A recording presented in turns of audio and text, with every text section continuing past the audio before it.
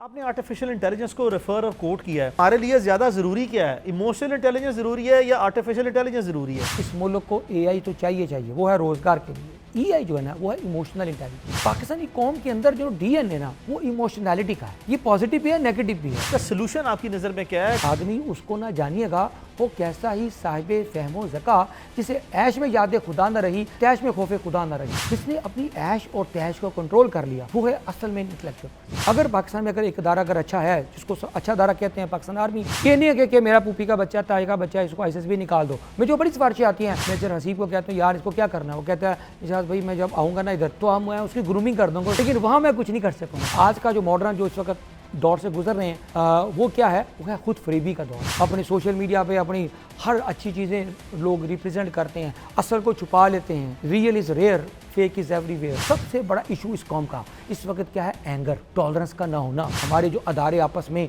उलझे हुए हैं, पॉलिटिकल अदारा, parliament, judiciary, we nation, we are not emotional intelligent nation. कामयाबी की डेफिनेशन क्या है? ये व्हाट इज सक्सेस? एक होती है सक्सेस ऑफ लाइफ, एक होती है सक्सेस इन लाइफ। तीन में से दो चूज कर लो, मनी, पावर और फेम। मैं क्या तीसरी पकड़ोगे ना, वो जो होता है ना, वो जो शाम की सीढ़ी वाला डंक पड़ेगा, नीचे आ जाओगे।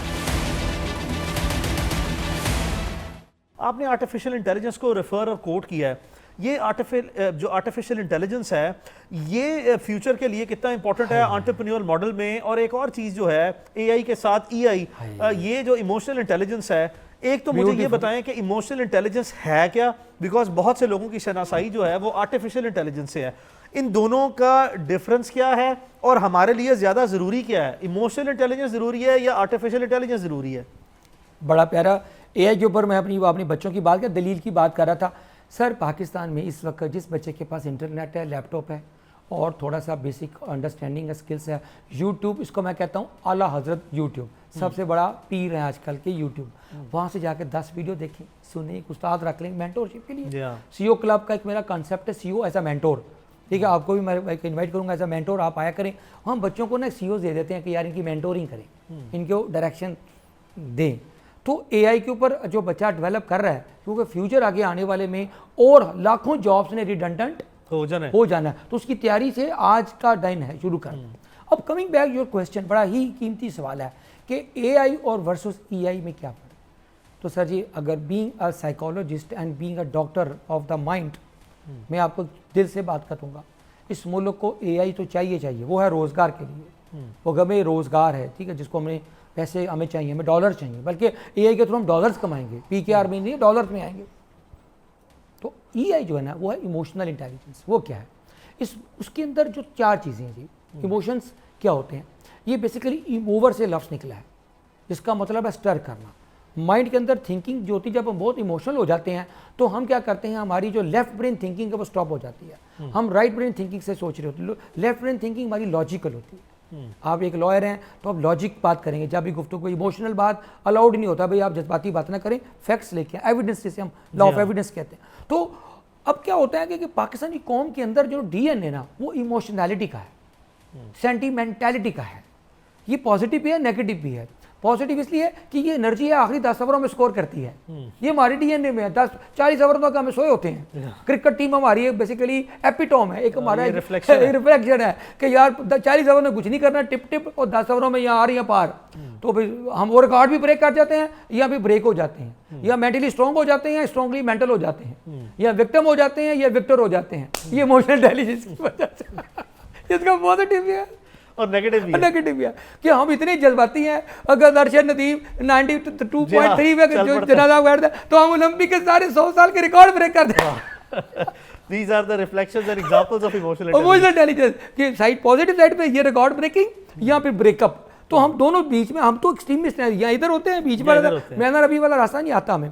तो sir emotional intelligence as a nation की बात करो, इंडिविजुअल की भी, कि हमें उसके अंदर क्या चीज़ आती है? सबसे बड़ा इशू इस कौम का इस वक्त क्या है? एंगर, जी हाँ, टॉलरेंस का ना होना, इंटॉलरेंस, अदम बर्दाश्त, किसी को बर्दाश्त नहीं करते। ठीक है, हर बंदे की ईगो है। हमारे जो अदारे आपस में उलझे हुए हैं, पॉलिटिकल अदारा, पार्लियामेंट, जुडिशरी, हमारी जो फोर्सेस हैं और तुम्हारे दूसरे जो एग्जीक्यूटिव्स हैं, उनके आपस में सिंक फंसे हुए हैं बिकॉज ऑफ ये emotional, lack of emotional intelligence. We nation, we are not emotional intelligent nation. अब वो करना क्या है? सबसे पहला ये जो एंगर है ना जी, मैं कहता होता हूँ कि एंगर एक डेडली इमोशन है। कहते हैं कि जी if you do not control anger will control you, and this is happening. हाय, हमने दिल की बात कर दी कि एंगर हमें कंट्रोल, हर बंदा एंगर ही है इस वक्त। बाहर निकले सड़क पे मिनट में आपको डेमो नजर आ जाएगा, एक सेकंड के लिए अगर किसी गाड़ी के साथ गाड़ी लग जाएगी, उसकी बत्ती टूटेगी, वो आपकी बत्ती ही तोड़ेगा। इतने जज्बाती हैं, इतने जज्बात, माँ बहन से आगे, मतलब हम कहीं रुकेंगे नहीं। तो हमें जो बर्दाश्त है ना जी एंगर, अब याद रखिएगा अल्लाह पाक ने एंगर बनाया टोटल, अल्लाह ताला ने इंसान के जो चिप लगा के भेजे हैं, ये इन बिल्ट है हमारे, जिसको कहते हैं 7 इमोशंस हैं, जिसमें 7 रंग हैं, 7 आसमान हैं, 7 समंदर हैं। कुदरत को 7 के साथ बड़ा प्यार है, तो 7 इमोशंस हैं टोटल। बाकी उसकी आगे वेरिएशंस हैं, फीलिंग्स थाउजेंड्स हैं। फीलिंग्स की बात नहीं कर रहा मैं, इमोशंस की करता हूँ। 7 इमोशंस है, 2 पॉजिटिव हैं, ठीक है, 4 नेगेटिव हैं, 1 न्यूट्रल है। मेरी 25 साल की रिसर्च है इसके ऊपर, इसके ऊपर अलहदा पॉडकास्ट कभी अलहदा भी करेंगे कि वो जो 2 पॉजिटिव क्या है, हैप्पीनेस, ठीक है, और लव एंड इफेक्शन, ये पॉजिटिव इमोशंस है। Happiness is a positive emotion. और Pakistan is an anti happy society, anti business society, ठीक है। पाकिस्तान 2 बेसिक चीज़ों पर चलता है, एंटी हैप्पीनेस और एंटी बिजनेस। एंटी बिजनेस, यहाँ को बिजनेस का भी है, ठीक है। अच्छा, जो न्यूट्रल इमोशन वो सरप्राइज है, पॉजिटिव भी होता है और नेगेटिव भी, जो भी हमें 2 दिन बाद मिलने भी वाला है, पॉजिटिव सरप्राइज आने वाले है, ठीक है। और 4 नेगेटिव इमोशन है, जिसमें नंबर 1 क्या है, एंगर, दूसरा क्या है जी, हेट्रेड, जेलसी और गिल्ट। ये एक ही स्कूल से हैं। इसकी ये केमिस्ट्री है इन सब की, लदा, ठीक है। ये मैंने रिपेयर एक के ऊपर मैंने कुछ 10-10 साल लगाए हैं, मेरे बड़ी से रिसर्च है। तो अभी हम एंगर को पकड़ते हैं, इमोशनल इंटेलिजेंस को पकड़ते हैं, फिर आर्टिफिशियल इंटेलिजेंस का, क्योंकि इस वक्त हमें ना कहते हैं गुजरने वाला सितारों की गुजरगाह का अपने अफकार की दुनिया में सफ़र कर ना सका, जिसने सूरज की शुआओं को गिरफ्तार किया, AI सोलर सिस्टम आ गया, एनर्जी मिल रही है, लेकिन अपनी ज़िंदगी के अंधेरों को कमी कर ना सका। नहीं कि ज़िंदगी के जो अंधेरे थे वो आज भी वही हैं, आज भी इंसान अंदर से अंधेरों में है। इस वक्त पूरे यूरोप का, पूरे वेस्ट का, पाकिस्तान का एक ही इशू है यार, वो क्या है, एंग्जाइटी। कोई ऐसा बंदा मिले ना जो एंग्जाइटी फ्री हो। 3 इशूज़ हैं इस वक्त जो इजाज़ में साथ लड़ रहा है, और मैं फ्री ऑफ कॉस्ट बच्चों के इलाज करता हूँ, CEOs के, मैं 100 से ज़्यादा CEO का कोचिंग कर रहा हूँ इन तीनों चीज़ों पे। यहाँ पे डिप्रेशन नंबर 1 बीमारी बन गई, हर बंदा डिप्रेशन एंग्जाइटी का मरीज़ है इस वक्त, हाँ या ना? बिल्कुल है, ठीक है, किस मर्जी लेवल पे है, किसी मर्जी लेवल पे, छोटा है या बड़ा है, मिडिल क्लास है, रिच है, उसकी अपनी एंग्जाइटी है, को मेरे को आगे को उठा के ना ले जाए मुझे कुछ, ठीक है। दूसरा क्या इशू चल रहा है इस वक्त, वो है स्लीप डिसऑर्डर एंड लोनलीनेस। जितना ज़्यादा गैजेट्स आ गए, हर बंदा लोनली हो गया, अपना अकेला बैठा हुआ, उसको कोई मिलने वाला ही नहीं। पूछा तुम कैसे हो, कि ठीक हूँ, वो बहुत करीबी दोस्त होगा आप जैसा, दिल का जानने वाला, चपेट मारेगा, कहेगा सच बोल तू ओके नहीं है, okay is not okay, okay is not okay at all. तो क्या स्लीप डिसऑर्डर, पूरी कौम इस वक्त रात के 70% गैलप का रिसर्च है, पाकिस्तान के 70-80% बच्चे रात को नहीं सोते। जो यूनिवर्सिटी में क्या काम करें, ऑफिस में आपका सबसे बड़ा इशू क्या है, लुक बिजी डूइंग नथिंग, कि हमने कहा कि लोग देख रहे हैं यार काम कर रहे हैं, अम्प्लॉइज नहीं कर रहे, क्यों, कि रात को कोई सोया नहीं हुआ, तो सुबह हाँ काम करेंगे, नहीं करेंगे, आधा सोएगा, आधा बैठा होगा, बॉस को देखेगा, इसी वजह से हर गुजरते दिन के साथ प्रोडक्टिविटी नीचे आ रही क्यों, है। कि वो रात को नींद, sleep is the biggest thing. अच्छा, और लोनलीनेस, हर बंदा लोनली है, किसी के दिल के तक पहुंचने को ट्रस्ट नहीं है, ट्रस्ट गैप पड़ गया, trust deficit is bigger than the financial deficit, ठीक है। तो 2 बीमारियां हो गई, और तीसरी बीमारी आ गई, वो है relationship conflicts, personal and professional both way. Professional जाएं तो दूसरे की टांगे खींचते हैं कि बॉस के मैं करीब हो जाऊं, और घर में आए तो लड़ाइयाँ, डिवोर्सेस। अब लॉयर हैं इस वक्त पिछले 5 साल में डिवोर्सेस हुई हैं या खुलास हुए हैं, पिछले 50 साल में नहीं हुए। अनबिलीवेबल, हाँ या ना? लाहौर के डाटा दे दें तो अनबिलीवेबल है। सिर्फ एक पिंडी का लाहौर का 2 दिन बड़े डिस्ट्रिक्ट्स के तो क्या हुआ कि तीसरा इशू क्या बोला, रिलेशनशिप डिसऑर्डर, ऊपर क्या था, स्लीप डिसऑर्डर एंड लोनलीनेस, और ऊपर सबसे ऊपर क्या, डिप्रेशन एंड एंग्जाइटी। ये तीनों का कॉम्बो, ये लीथो है। इस वक्त हर बंदा कोई ना किसी एक से गुजर रहा है, या घर ब्रेक हो रहा है, या रिलेशनशिप ब्रेक हो रहे हैं, या नींद नहीं आ रही, बीमार हुआ है, गर्दन दर्द, सर दर्द, फिजिकल, इसको कहते हैं नफ्सियात में साइकोसोमेटिक डिजीजेस, पूरी कौम बीमार हुई भी है। हेल्थ इश्यूज नंबर 1 हो गए इस वक्त, हर बंदे के इश्यूज हैं इस वक्त, कोई डायबिटिक है, कोई ब्लड प्रेशर, कोई शुगर, ये प्रॉब्लम नहीं है, ये सिम्टम ऑफ द प्रॉब्लम है। प्रॉब्लम क्या है, दिमाग में कहीं बैठी हुई है, जिसको हम एंग्जाइटी कह रहे हैं, उसका इलाज कोई नहीं ना, वो बता करता है, क्योंकि साइकोलॉजिस्ट के बजाय जाएगा डॉक्टर के पास, साइकेट्रिस्ट के पास, वो टैबू होगा कि यार तेरा दिमाग खराब हो गया, लोग कहेंगे तेरा दिमाग खराब हो गया, यहाँ तो वो एक्सेप्टेंस ही नहीं है, डिनाइल में है। यूरोप में तो वहाँ मैरिज काउंसलिंग होती है, वहाँ सब काउंसलिंग हो रही होती है, मैं जो हस्बैंड वाइफ की बच्चों की, यहाँ पेरेंटिंग के ऊपर किसी को लफ्ज़ पेरेंटिंग के स्पेलिंग ही नहीं आते, ये पेरेंटिंग होती क्या है, उसके प्रॉपर कॉन्सेप्ट पॉजिटिव पेरेंटिंग क्या है। तो सारी नेशन को हमने नेगेटिविटी की और मोबाइल के स्क्रीन डिक्शन में लगा दिया। मैंने एक प्रोग्राम अली लॉन्च किया हुआ है, screen time to green time, कि कम बैक टू नेचर।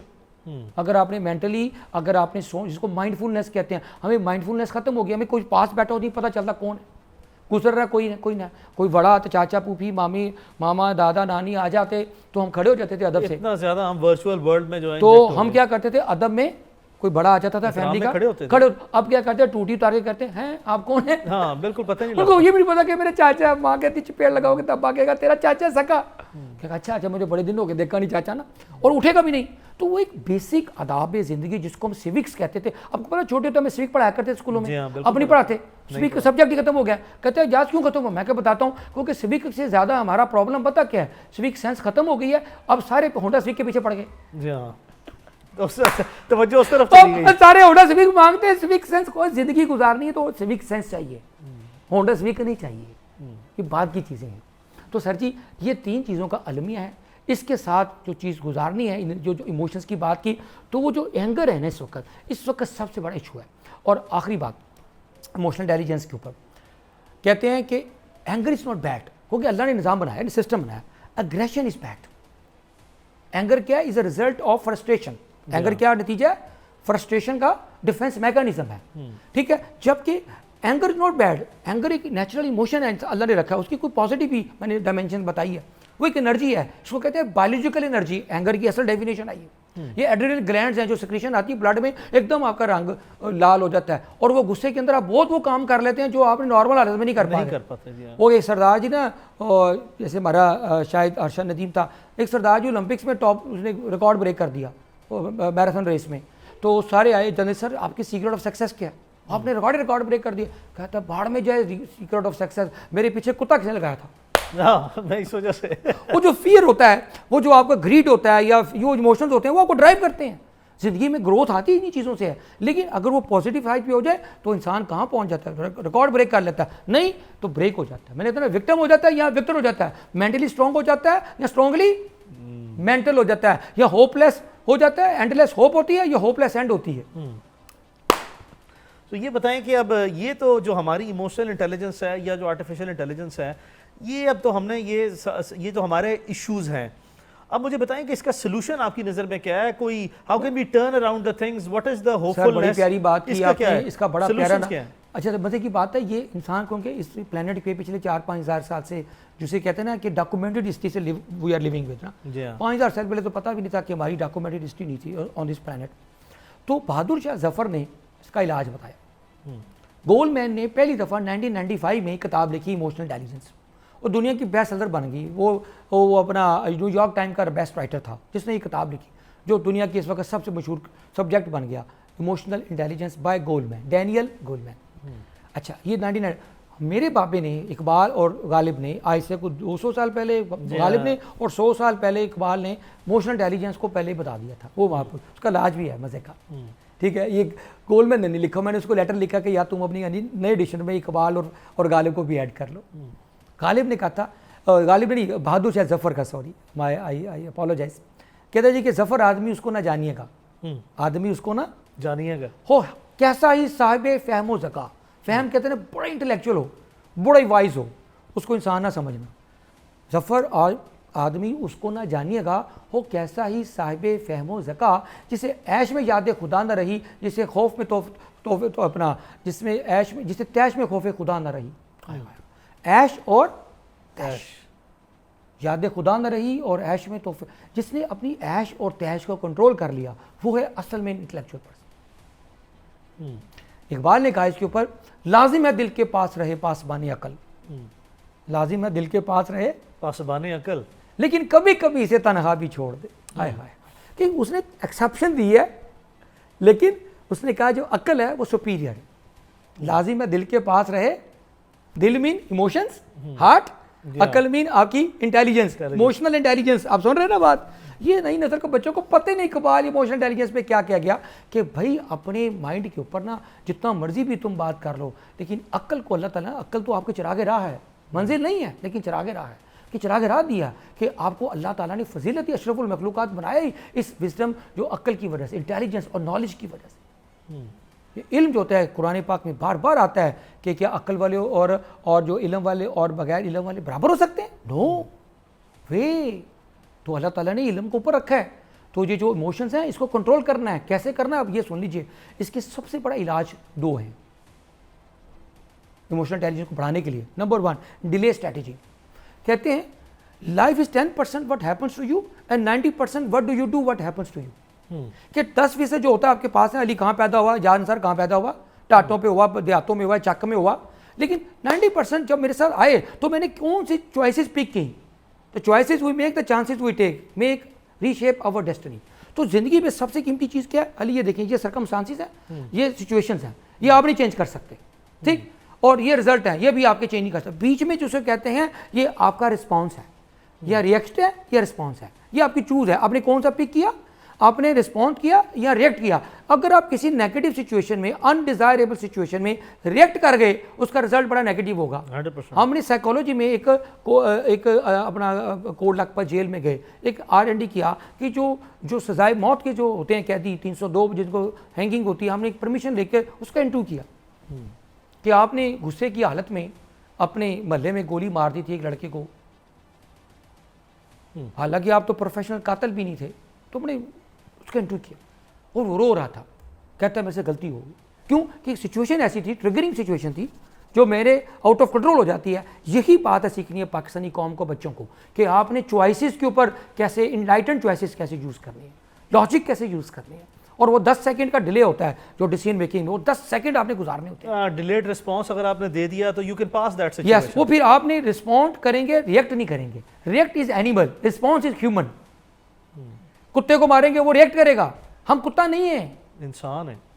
और क्यों है? मैं फास्टिंग से हूं, मेरे सामने आप 10,000 किस्म के सोने के नवाले भी रख देंगे, अली मैं हाथ भी नहीं लगाऊं। क्यों? कि मैं फास्टिंग से हूं। कोई दुनिया की इस प्लेनेट पे कोई ऐसी स्पीशीज नहीं है जो फास्टिंग कर सके, जो अपनी जिबिलतों के ऑपोजिट जा सके, सिवाय इंसान के। हो that is we are crown of creature, because कि फास्टिंग मेरी चॉइस है, मैं ना करूं चॉइस यूज, वो अलग बात है। लेकिन मैं रोजे से हूं, ये नहीं होगा कि आज तक किसी गुनाहगार से गुनाहगार बंदा भी नहीं देखा होगा जिसने फास्टिंग की हो, अली मैं झूठी बूठी फास्टिंग कर लूंगा, मैं रोटी खा क्या। हाँ नहीं होगी क्या यार मेरा रोजा नहीं है, लेकिन ये नहीं होगा कि रोजे से हो मैं कहूँ यार खा ले, कोई अल्लाह नहीं, अल्लाह है कहाँ, छोड़ यार खा लो। मैंने आज तक नहीं कोई एक शख्स देखा। अलीफ लाम में उस्तादों ने कहा था हर किसी से ना जिक्र करना, बता देता हूँ क्या। अलीफ हमारा, लाम लवामा, मीम मुतमन्ना, कि नफ्स की 3 हालतें होती हैं। हमारा जो बुराई का हुक्म देता है, लवामा जो प्रिक करता है, कॉन्शियसनेस होता है, गुड और राइट, बैड और गुड के दरमियान में फ़र्क बताता है, और तीसरा मीम मुतमइना, जो मुतमइन हो जाता है, फिर उसको वो प्रिक नहीं करती वो चीज़ें, नेगेटिविटी उसको कुछ नहीं कहती। तो हमें वो सॉफ्टवेयर चाहिए अलिफ लाम मीम वाला, उससे ही काम बन जाएगा। तो उसके साथ आपकी इमोशनल इंटेलिजेंस एक फिजिकल से होती है, एक स्पिरिचुअल लेवल पे चली जाती है। That is our secret. मैं बड़े साइकोलॉजी और कुरान को स्टडी करता हूँ, मिल के इमोशनल इंटेलिजेंस की ट्रेनिंग कराता हूँ। मैं कहता हूँ यार ये अलिफ लाम मीम का कॉन्सेप्ट समझ लो, ये फ्राइड का ईडिगो सिफोरिको का कॉन्सेप्ट है। मैंने सारी 200 साल की साइकोलॉजी पढ़ी है, उसका ये निचोड़ है और ये हमारा निचोड़ है। जो मुतमइना वाले हो गए लोग, क्योंकि जो नफ्स मुतमइना, उसके बाद अगली स्टेज है सूरह यूसुफ में, 2 आयतों, दो हालतें हैं नफ्स की, ये 4-5 हालतें हैं। पहले हमारा लवामा मुतमइना, और तीसरा चौथी और पांचवी जो सूरह यूसुफ में जब हज़रत यूसुफ को जब इंटाइस किया था जुलेखा ने, उसमें आता है कि चल अपने रब की तरफ, ठीक है।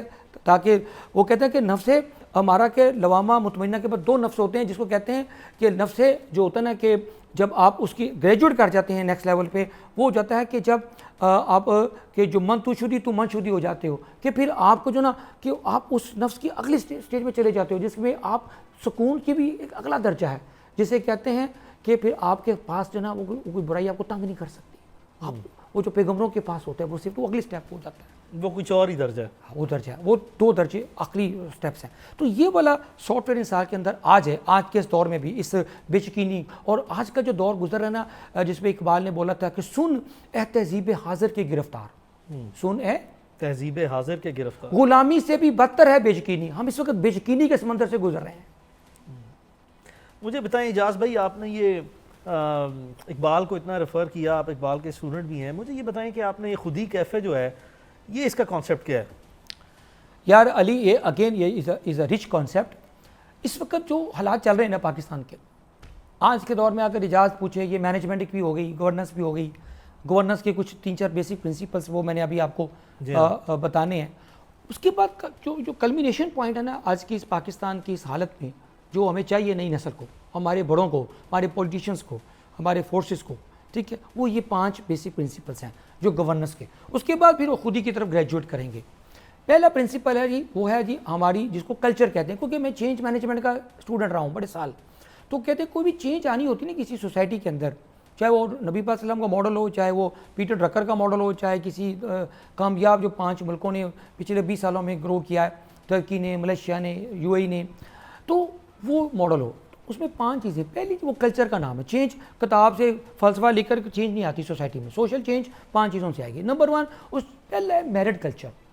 किसी भी माशरे में टर्न अराउंड, सोसाइटी में इकोनॉमिक टर्न अराउंड या सोशल टर्न अराउंड, वो आएगा कल्चर। पहला क्या डेवलप करना पड़ता है? मेरिट कल्चर, जो कि बहुत ज़्यादा पाकिस्तान में कॉम्प्रोमाइज़ ना भी हो, लेकिन इसके बगैर गुजारा नहीं, इसके अलावा कोई रास्ता नहीं है जी हाँ, आगे ग्रो करने का, टेक ऑफ करने का। दूसरा है मेरिट। मेरिट हर जगह पे, मैं एक मिसाल दे देता हूँ। मेरिट ब्राज़ील में, अर्जेंटीना में बहुत ज़्यादा करप्शन है। मैं आपकी मिसाल दे रहा हूँ कि पाकिस्तान जैसे और मुल्क भी हैं जिसमें करप्शन है, ठीक है, लेकिन अर्जेंटीना में जब फुटबॉल की टीम सिलेक्शन होती है, जैसे पाकिस्तान में तो पैथेटिक है ना, आपने देख लिया हमारी पिछले 2 साल से कारकर्दगी, मैं नाम नहीं लूँगा लोगों के। अब वो जो पाकिस्तान, हम क्रिकेट लवर कौम है, अब क्रिकेट ऐसे लगता है कब्र में दफन हो गई। जी हाँ, 100%। हम तो, मैं तो टोटल छोड़ गया हूँ, शेयर डिसअपॉइंटमेंट, मैं तो छोड़ गया हूँ, क्रिकेट देखना भी मुझे गुनाह फील होता अब तो वो ब्राज़ील में जो, क्योंकि फुटबॉल लवर है, तो उन्होंने क्या किया कि वो उनमें जो कमेटी होती है ना, उसमें कोई इन्फ्लुएंस नहीं होता किसी ब्यूरोक्रेट का, किसी फौजी का। वो क्या करते हैं, देहातों में जाके ना वो करते हैं टैलेंट हंटिंग। बच्चों को, छोटे छोटे बच्चे जो खेलते हैं ना गली मोहल्ले, जब हम क्रिकेट खेलते थे मोहल्ले में, वहाँ से हंटिंग करके ना वो बेस्ट 100-200 कैंपिंग करते हैं पूरे ब्राज़ील में, अर्जेंटीना में, ये दोनों जगह।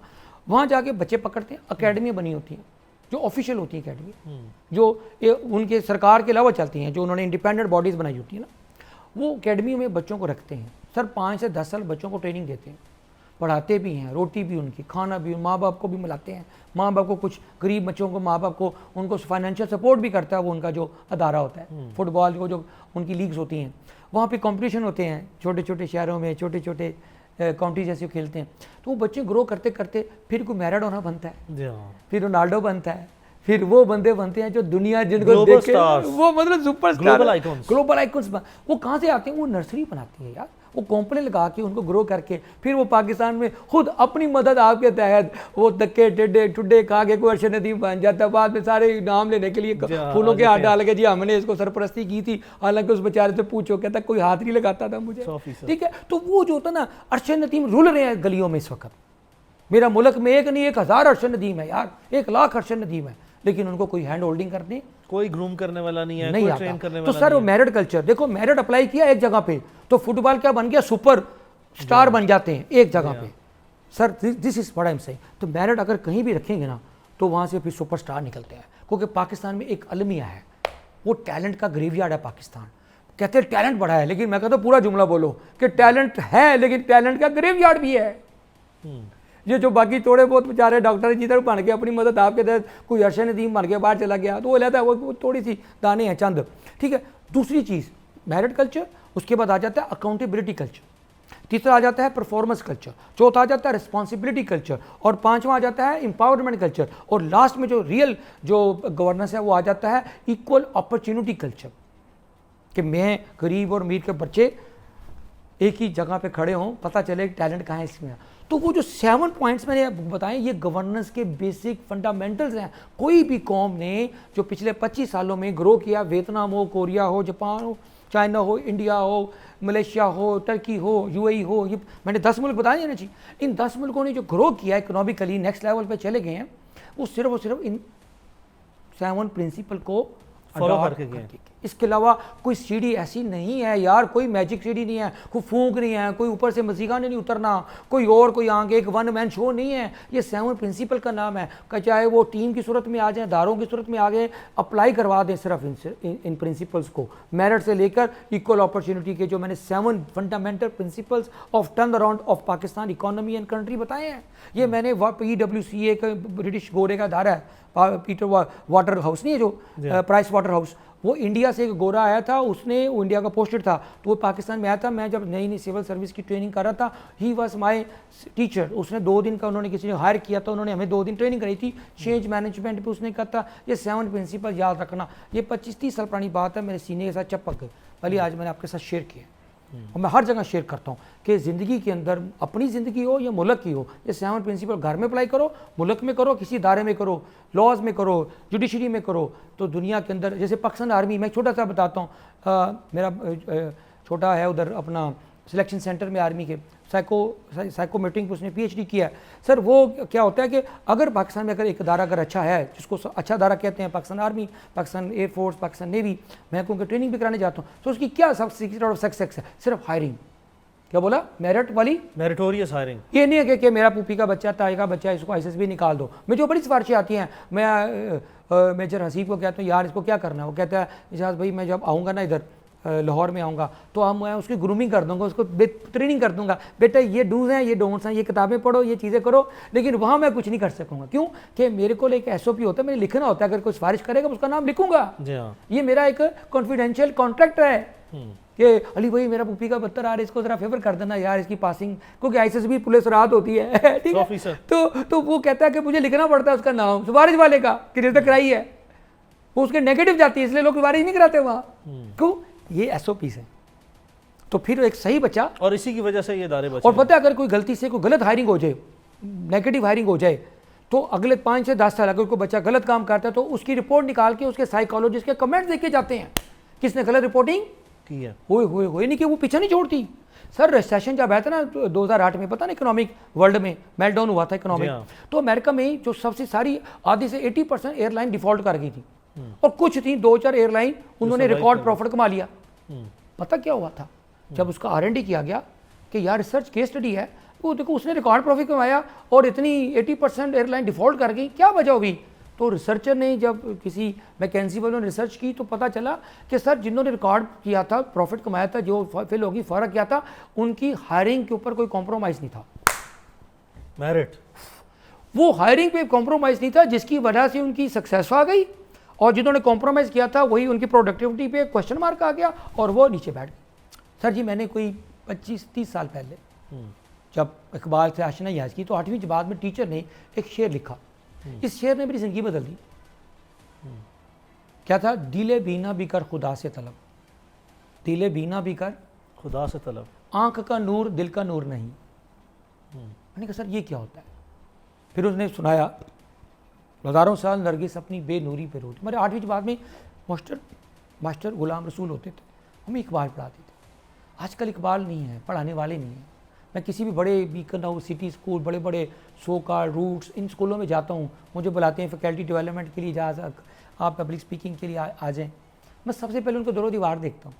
मैं देखता हूँ कि यार किसी एक दीवार में भी इकबाल की कोई एक लाइन नहीं लिखी हुई।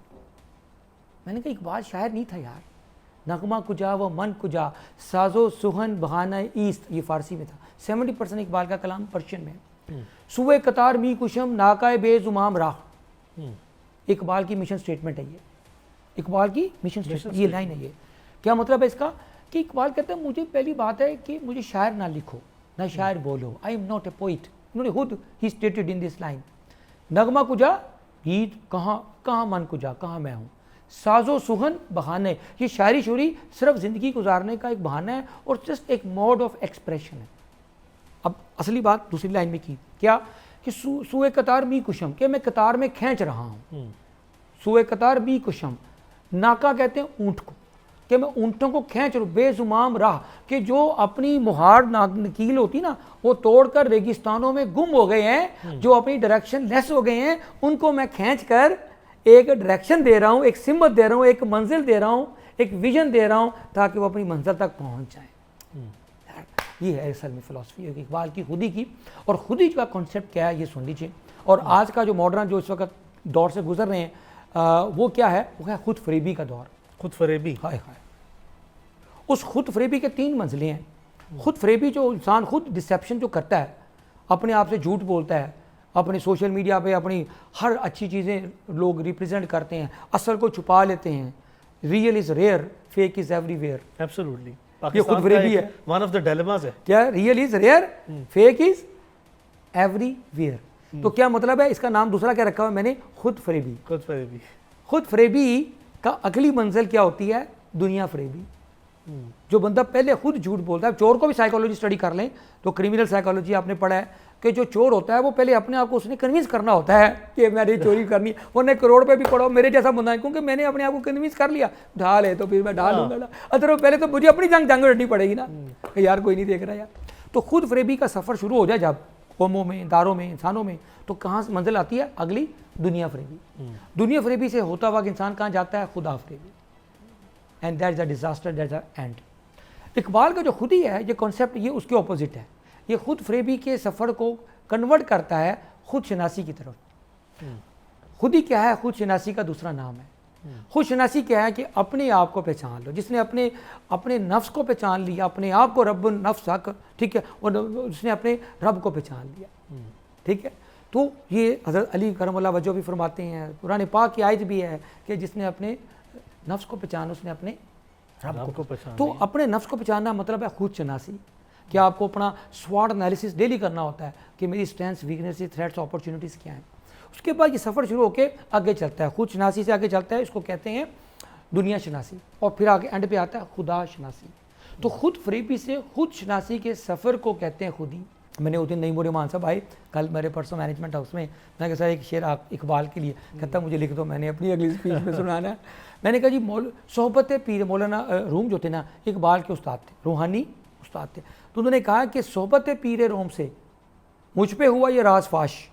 पीर रोम मतलब मेरे उस्ताद, इकबाल ने कहा सोहबत पीर रोम से मुझ पे हुआ ये राज फाश, लाख हकीम सर बजीब, यानी कि एक लाख फिलासफर एक तरफ और एक कलीम सर बकफ, यानी कि एक कलीम जिसने कफन पहन लिया है और सच के रास्ते में निकल पड़ा है, अल्लाह के रास्ते में निकल पड़ा है, उसके हौसले को 1 लाख भी बंदे फॉलो नहीं कर सकते। क्यों? उसका जो करेज है वो 1 लाख से ज़्यादा बड़ा है।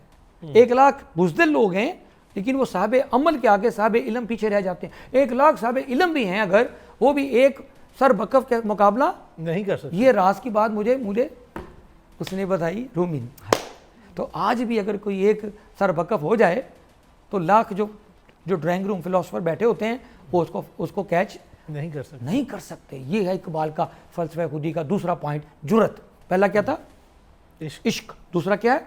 जुरत। और तीसरा है हुर्रियत। गैरत है बड़ी चीज़, जहाने तगो दो में पहनाती है दरवेश को खलाफत सर दारा। यानी कि अगर कोई दुनिया में कोई रहनुमाई करनी है, कोई लीडरशिप करनी है, निगे बुलंद, सुख दिल नवाज, जान पुरसोज, यही है रखते सफ़र मेरे कारवां के लिए।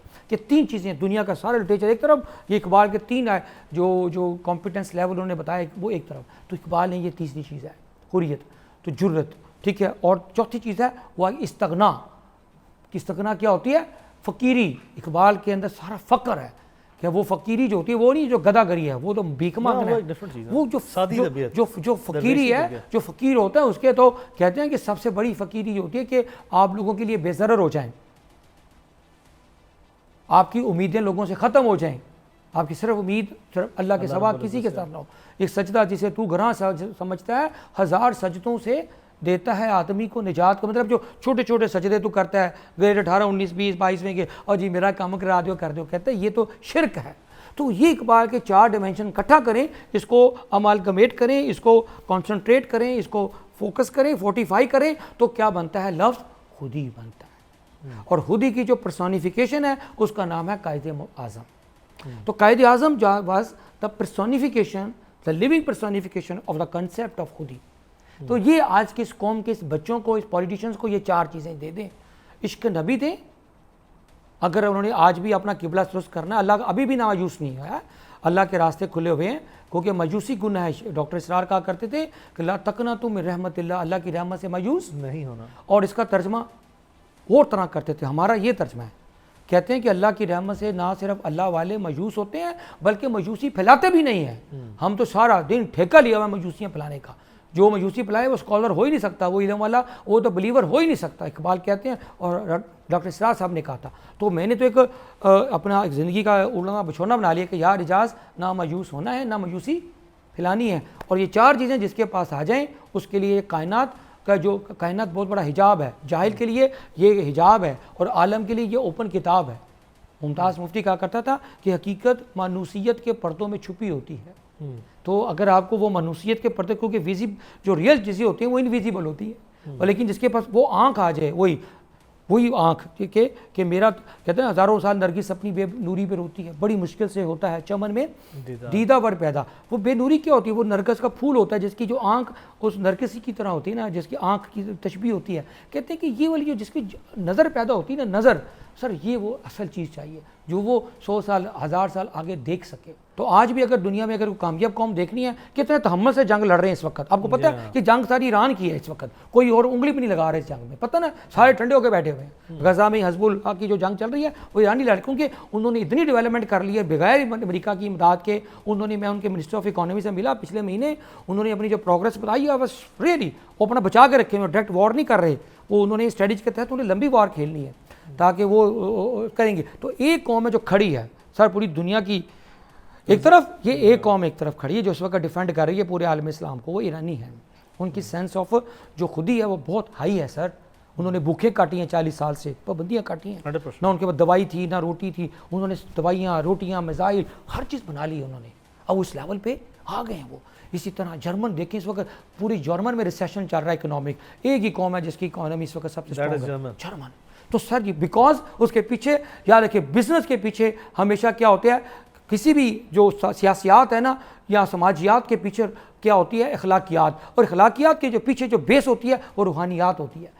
जो कौमों के अंदर स्पिरिचुअलिटी और मॉरलिटी ज़्यादा आई होगी वही सियासियात में, माशियात में और समाजियात में वो आगे होंगी। ये बताएं कि पाकिस्तान में हम देखते हैं नौजवानों में शदीद मायूसी जो है वो छाई हुई है, तो ये जो इनको कामयाब बनने के लिए कोई ऐसा गुर, और दूसरा ये कि कामयाबी की डेफिनेशन क्या है, ये व्हाट इज सक्सेस? ये बड़ा ट्रिकी सवाल है, क्योंकि ये कामयाबी जो है ना दो लफ्ज़ों का नाम है। ज़रा क्लियर कर लें क्वेश्चन, आइंदा जब भी आप क्वेश्चन करेंगे। एक होती है सक्सेस ऑफ लाइफ, एक होती है success in life. Success of life और success in life. Success in life क्या होती है पहले वो कर लेते हैं। सक्सेस इन लाइफ है कि मेरे पास बड़ा घर है, मेरे एक अच्छा ओहदा है, मैं ग्रेड 18 का अफसर हूँ। सक्सेस इन लाइफ का मतलब है कि मेरे पास गाड़ी है, मेरी औलाद है, अच्छे बच्चे हैं, ये सक्सेस इन लाइफ। ये बेसिक बैरोमीटर बनाए हुए हैं। मेरा पहचान है, मेरे को शोहरत है, मेरे को 3 चीज़ें होती हैं जिससे हम लोग सक्सेस डिफाइन करते हैं, जो इन वाली है सक्सेस इन लाइफ। आपका पैसा, आपकी फेम और आपकी पावर, ये 3 चीज़ें मिलती हैं तो सक्सेस डिफाइन होती है। ये 3 चीज़ों का कॉम्बो है। और अंदर की राज की बात बता दूं, जो तीनों पकड़ लेता है ना वो फेलियर में चला जाता है। 2 पकड़ने की इजाज़त है, ये हमारी रिसर्च है। ये आप ही ज़रा बड़ी बात है, ज़रा समझेंगे। मैं बड़े बड़े सीईओ के पास जाता हूँ, मैं क्या 3 में से 2 चूज़ कर लो, मनी, पावर और फेम।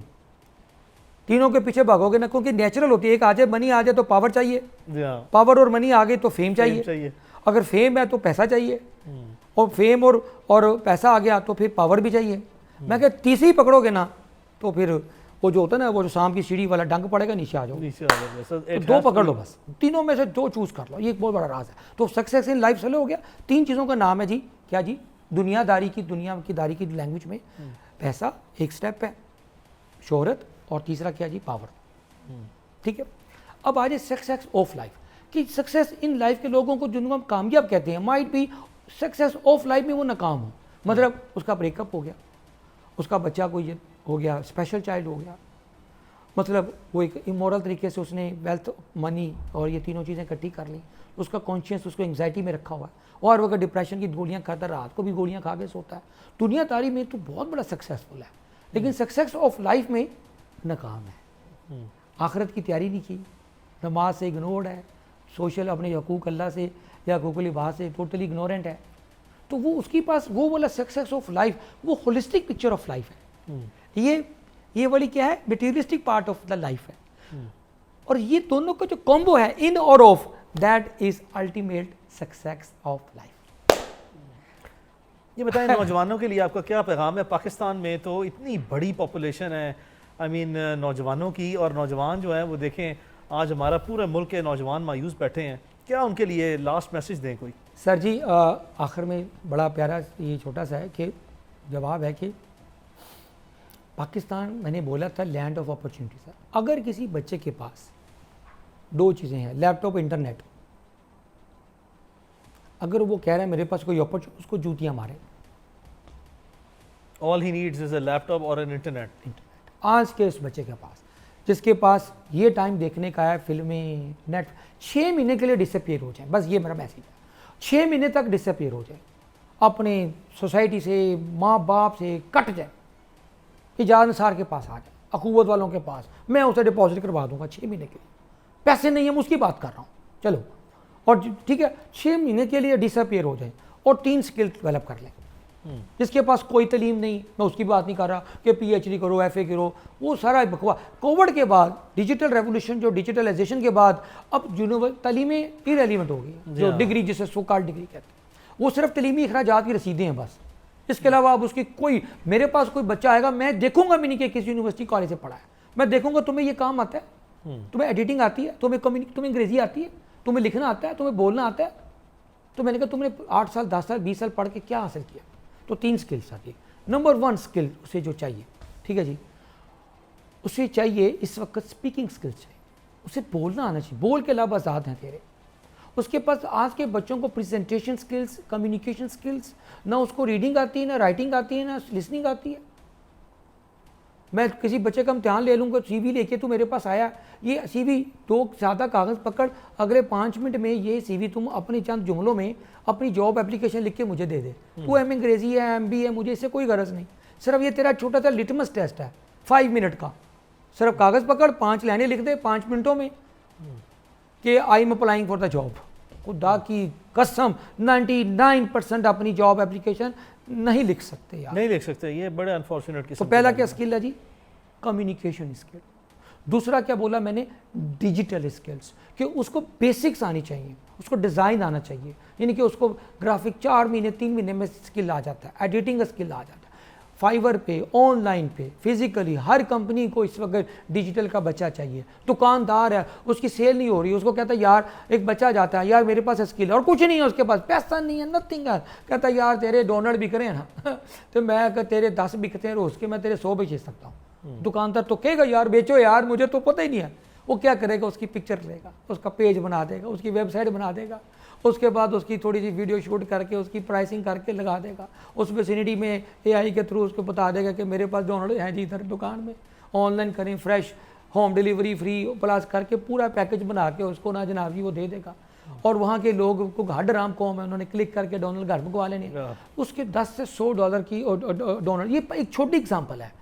जो इंटरनेशनल मार्केट में जो बैठा हुआ कस्टमर वो वेट कर रहा है आपके पास को डिस्प्ले अच्छा हो। किसी के पास टाइम नहीं है कि नारकली या लिबर्टी में जाके 2000 रुपये का रेंट पे करके 1000 रुपये ऊपर पे जाएगा, 1000 रुपये दे के आएगा 2 डोनर लेने के लिए, कोई जाएगा? अब तो नॉट एनीमोर। तो वो चॉइस खत्म होगी। अब जो आने वाली जो जनरेशन है वो तो प्योरली डिजिटल होनी है, तो AI बैक्ड होनी है। तो वो जो बच्चा आज ये स्किल डेवलप कर रहे, सिर्फ ये 4 स्किल बोला मैंने, क्या डिज़ाइन, यानी कि डिज़ाइन आ गया, वीडियो आ गई, डिजिटल स्किल आ गया, ठीक है, और स्पीकिंग स्किल आ गया। यकीन जाने घर बैठे वो लाख रुपया 2 लाख रुपया और ऐसे 10 ब्रांड खुद बना सकता है। अल्लाह, मैं भी अपनी फैक्ट्री बना लूँ, मैं भी दुकान लगा लूँ, मतलब जीरो की बात कर रहा हूँ जिसके बाद कोई पैसा नहीं है। तो दूसरा स्किल हो गया। पहला क्या जी? कम्युनिकेशन। यूट्यूब पे जाए, हम अंग्रेजी के लिए उस्ताद ढूंढते थे, नहीं मिलता था यार। Now it's a different story all together. वो कौन सा इंडिया का खोलो, इतनी ज़बरदस्त हमें लैंग्वेज स्किल पढ़ाने के लिए। फिर मैं उसे कहता हूँ 2 लैंग्वेजेस और सीखो। मतलब मिडल ईस्ट है, मैं गया दुबई जाता हूँ, वहाँ मुझे जितने भी टी बॉयज़ हैं या दूसरे बच्चे होते हैं ना, वो मल्लूस मिलते हैं, इंडियंस मिलते हैं, फिलिपिनोज मिलते हैं। तो मैं कहता हूँ भी कितने पैसे कमा लेते हो? अच्छा, उनको लैंग्वेज क्या आती है? अरबी, अंग्रेज़ी उनकी पक्की लैंग्वेज है, और उर्दू तो आती है, ओके, वो इंडियन है। तो पाकिस्तानी 99% ड्राइवरी कर रहे होते हैं, उनको तो ना अरबी आती है ना अंग्रेजी आती है। अच्छा, मैं कहता हूँ यार घर में बैठे हो, विले बैठे हो, मोबाइलों पे बैठ के तुम नेटफ्लिक्स देख लो, सिर्फ तुम अपनी अरबी और जर्मन लैंग्वेज, और तीसरी आपने चाइनीज़ थोड़ी सी टूटी पजी सीख लो। 3 लैंग्वेज सीख लो। हमें हर वक्त ज़रूरत पड़ती है जब आप ट्रैवल करोगे या जाओगे या कोई बंदा इधर आएगा, तो तुम बेरोज़गार नहीं रहोगे। तो दूसरा स्किल क्या आएगा, ये लैंग्वेजेस का। पहला लैंग्वेज कम्युनिकेशन लैंग्वेजेस आ गया, दूसरा आईटी का, टेक्नोलॉजी के जो बेसिक टूल्स की बात कर रहा हूँ, ठीक। और तीसरा स्किल आ गया वो फाइनेंशियल एक्यूमन है, फाइनेंशियल स्किल्स है, कि उसको ये पता हो कि कैश फ्लो क्या है, उसे ये पता हो कि यार पैसे की मैनेजमेंट क्या होती है। खुदा की कसम लोगों को, बच्चों को ना, कंज्यूमर्स हैं, प्रोड्यूसर नहीं है ये। इनको ये नहीं पता कि अगर मैंने खोखा खोल लिया, दुकान खोल ली, मेरे पास पैसे आए, उसको मैनेज कैसे करना। फाइनेंशियल मैनेजमेंट, वो फाइनेंशियल मैनेजमेंट में इसको मैंने अपनी कैश फ्लो कैसे मैनेज करनी है। कैश फ्लो मैं इसलिए जो पर्टिकुलर वर्ड बोलता हूँ, फाइनेंशियल मैनेजमेंट बिग वर्ड। मैं कहता हूँ बच्चों कैश फ्लो सीखना सीख लो। अगर तुमने बिल गेट बनना है या स्टीव जॉब बनना है तो कैश फ्लो सीख लो, क्योंकि कैश फ्लो अगर तुम मैनेज कर गए अपनी, मतलब कि तुमने अपना इन और आउट यानी कि रिसीवेबल पेएबल को मैनेज करना सीख लिया तो तुम सस्टेन कर जाओगे। पाकिस्तानियों का प्रॉब्लम है कि इंडिविजुअल तो बड़े हीरो होते हैं, लेकिन जब टीम आते हैं तो पैथेटिक हो जाते हैं, टीम प्लेयर नहीं है। टीम प्लेयर नहीं है। तो आज का जो मॉडल है लीडरशिप का, वह टीम लीडरशिप मॉडल है कि आज का वो लीडर अकेला आइसोलेशन में, साइलोज में या टॉप पे नहीं होता, वो टीम के अंदर बैठा हुआ टीम का हिस्सा होता है और टीम उसे स्टेटेड करती है कि he is my leader rather than I say I am a leader. क्योंकि डेजिग्नेशन में तो बंदा जो 20वां बड़ा ग्रेड होता है वो लीडर होता है। नो, लीडरशिप का जो कॉन्सेप्ट है वो टीम लीडरशिप का कॉन्सेप्ट है। टीम कहती है ये हमारा रहनुमा होना चाहिए, इसके पास इंस्पायर करने की, इन्फ्लुएंस करने की एबिलिटी है, मेरे पास ये है। तो हर बंदा जो होता है ना एक दूसरे के स्किल्स को कॉम्प्लीमेंट और सप्लीमेंट करता है, वो जो बना लेता है वो फिर अपनी रोज़गार भी कमाता है। जो बच्चा है, एक हमारा जो ना जो मजाज है वो क्या कहते हैं कि जी जो नेशनल बीमारी है वो हडरामी है, सुस्ती, उसके ऊपर चुस्ती है। ये जो कौम जो ना सुबह जो उठ नहीं सकती टाइम के ऊपर, वो क्या जहाद करेगी, वो क्या जाके गज़ा में लड़ाई करेगी या अपना एंटरप्रेन्योर बनेगी। मेरे उस्ताद एक होते थे डॉक्टर समनकी अलमास सैदर साहब के वालिद साहब, वो मैं पढ़ाते थे एंटरप्रेन्योरशिप में, IBA से जब पढ़ता था। तो एक दो क्लास में उन्होंने हाथ एक्सरसाइज कराई, यार मुझे ये बताओ आप मैं एंटरप्रेन्योर कौन बनना चाहता है, कौन मिलियनर बनना चाहता, सबने हाथ उठा दिया। अच्छा दूसरा सवाल ये बताओ कि सुबह 6 बजे 5 बजे कौन उठता है डेली, नमाज कौन पढ़ता है, और जिम कौन जाता है या एक्सरसाइज कौन जाता है, एक कदा बस। बाकी कहते हैं एक्सक्यूज मी, आप अपना पहला सवाल चेंज कर लो। आप कभी भी एंटरप्रेन्योर बन ही नहीं सकते अगर आप सुबह अली राइजर नहीं है। तो फर्स्ट क्वालिटी आज के नए बच्चों का ये सबसे बड़ा मैसेज है, अपार्ट फ्रॉम स्किल्स। तो फर्स्ट क्वालिटी क्या है, अली राइजर। कि जो अली राइजर नहीं हो सकता वो कभी बड़ा आदमी नहीं बन सकता, पॉसिबल नहीं। और इसके जो टॉपिंग ऑन आइस है, वो जो ऊपर वाली हेड है, वो है एथिक्स। बेसिक्स एथिक्स के बाद दुनिया में अब हमारी 2 नंबरियाँ, हमारी चलाकियाँ जो ना पाकिस्तान तक की हैं, बाहर दुनिया में चलाकियाँ 2 नंबरियाँ नहीं चल सकती। आप ट्रेस आउट हो जाओगे, किसी न किसी जगह सिस्टम आपको पकड़ लेगा, you are out, finish forever. तो आपके लिए बेसिक एथिक्स ऑफ लाइफ, क्या आपने झूठ नहीं बोलना, आपने सच रहना है, राइट एंड रॉन्ग का साथ देना है, राइट को राइट कहना, रॉन्ग को रॉन्ग कहना है। अगर आप ये नहीं कर सकते तो नो एवर गो आउटसाइड, बाहर जाने का कोई फायदा नहीं, धक्के के फिर पाकिस्तान वापस आएंगे। तो पाकिस्तानियों वाली जो हरकतें हमने सीख ली हैं ये पाकिस्तान में छोड़ के जाएं। अगर बाहर जाना है जाएं 5 साल 10 साल, और इसको कहते हैं ब्रेन ड्रेन रिवर्स। इंडिया में क्या हुआ, मलेशिया में क्या हुआ, टर्की में क्या हुआ, UAE में क्या हुआ, सारे जो उन्होंने पहले स्टेप के, चाइना में क्या हुआ, ठीक है, कोरिया में क्या हुआ, उन्होंने अपने सारे ग्रेजुएट ऑक्सफोर्ड फलां पर, मैं लास्ट टाइम ऑक्सफोर्ड गया, मेरी बुक ये वाली आपके सामने पढ़ी ना, मैं ऑक्सफोर्ड यूनिवर्सिटी में लॉन्च करके आया हूँ, ठीक है अली भाई। तो ऑक्सफोर्ड में लॉन्च की, तो वहाँ मैंने कहा, वहाँ यूनियन होती है ना अपनी पाकिस्तान की थी, तो मलाला पाकिस्तान सोसाइटी, वो मलाला भी थी उन दिनों। तो मैं मलाला भी आई मेरी बुक लॉन्च पे, और उनके OP लड़का प्रेसिडेंट था एक बच्चा। तो वो मैंने कहा टोटल पाकिस्तानी कितने बच्चे हैं, सबको बुला लो। तो टोटल बच्चे कितने थे जी, 18 मैक्सिमम, पूरी यूनिवर्सिटी में 18 बच्चे पाकिस्तानी। मैंने कहा यूनिवर्सिटी में टोटल आबादी कितनी है, पॉपुलेशन, कहता 24,000। मैं कहा पाकिस्तानी कितने, कहता 14। जस्ट इमेजिन, ये ऑक्सफोर्ड है यार, ऑक्सफोर्ड यूनिवर्सिटी के अंदर 24,000 स्टूडेंट पढ़ रहे हैं।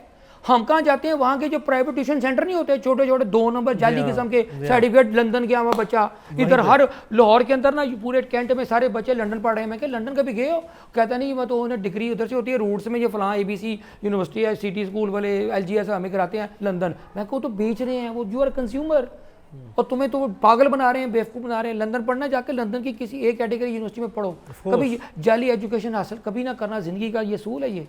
तो ऑक्सफोर्ड में मैंने पूछा चाइनीज़ कितने हैं, 24,000 में, हम पाकिस्तानी कितने हैं, 16 नथिंग।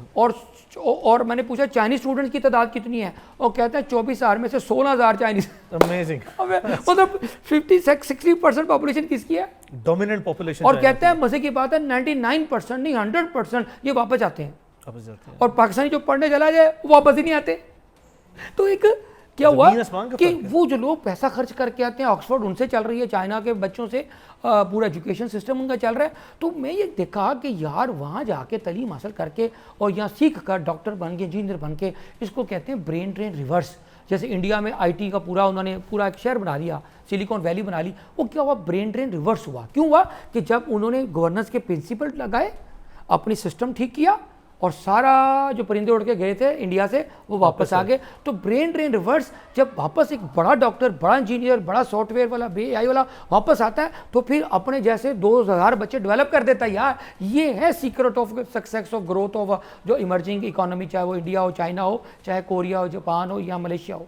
तो हमें भी यही मॉडल पे आना है कि हम यहाँ के वही गवर्नेंस के प्रिंसिपल कहें, जो बच्चा ब्रेन ड्रेन हो रहा है, अली लिख ले बात मेरी, ये ब्रेन ड्रेन रिवर्स होगा। Inshallah. This has been a very productive session. Ijaz bhai, we'll carry on, having much more, session. और मैं तो I was developing so much interest कि मुझे जो है वो खुद बहुत ज़्यादा सीखने का, जानने का और बहुत सी चीज़ों से अवेयर होने का मौका मिला. Thank you for your time. और inshallah we'll carry on having more wonderful sessions. Thank you. That is the cross examination for the day.